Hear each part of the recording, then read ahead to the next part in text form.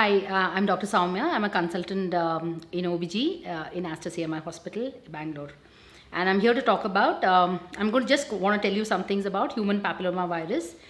Most of the gynec cancers are genetically inherited, but cervical cancer and some other few cancers are usually because of infection, because of a virus that we call the human papilloma virus, or let's just in a short, in short, we call it the HPV virus.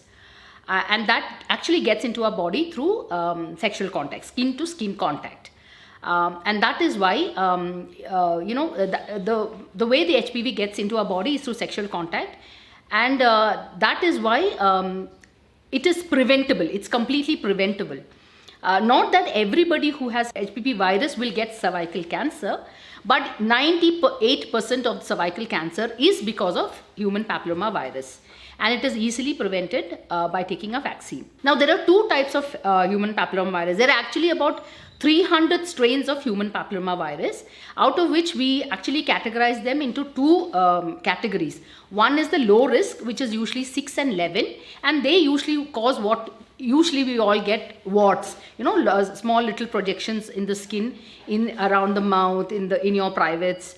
And then there are the high risk types, and there are many high risk types. The most common being 16, 18, 31, 33, 35, 45, 49, and then there are many more which accounts for most of the cervical cancer cases. Not only cervical cancer cases, they can also cause anogenital cancers and penile cancers, which is rare, but they still account for almost 12 to 13% of penile cancers in men. And that is why human papilloma virus vaccine becomes so important.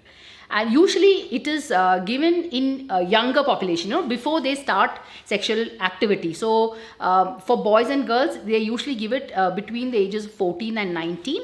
And then it is actually 98% effective. So once you get the human papilloma virus, you're actually, they're promising that 98% of us would not eventually go into a cancerous state.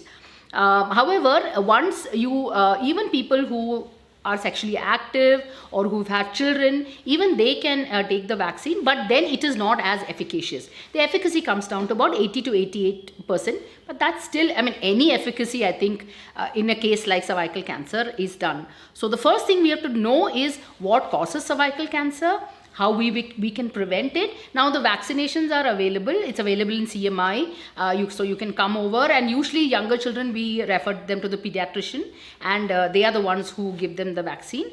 For the adults, after 18 years, the girls, we usually give them 3 doses, which is taken. The first one is taken, the second one is taken 1 month later, and the last one is taken 6 months later. However, we do not give these vaccines in pregnant women. So if you've taken the first vaccine and then you become pregnant, then we usually kind of, just abolish the entire thing and start the cycle afresh after your delivery. But however, if you've taken a vaccine and then you fall pregnant, that is not an indication for termination of pregnancy. So it's quite safe, but we do not give the vaccine when you are pregnant. That's all. The other thing I want to tell you is, even if you have taken the vaccine, so suppose you're 30 or 26, you're already married, you're sexually active, you've had a child, and still you take the vaccine, though the vaccine is 98% effective, we do not have vaccines to cover all the strains of human papilloma virus. So even if you take the vaccine, you still have to come for your screening tests, because we know that once the human papilloma gets into our body, it takes about 10 to 18 years for the changes in the cellular level to occur and the patient to get full-fledged cancer. So we have this huge interval in which we can actually screen patients, detect the cancer as early as possible, and try to treat you. And for the best screening method for cervical cancer, is human papilloma virus. So you must come and get your pap smear done once in every 3 years. That facility is also available here. So at any point of time you need more information, or you want a screening test, or you want a vaccination, please come into Aster CMI Hospital and we will help you out.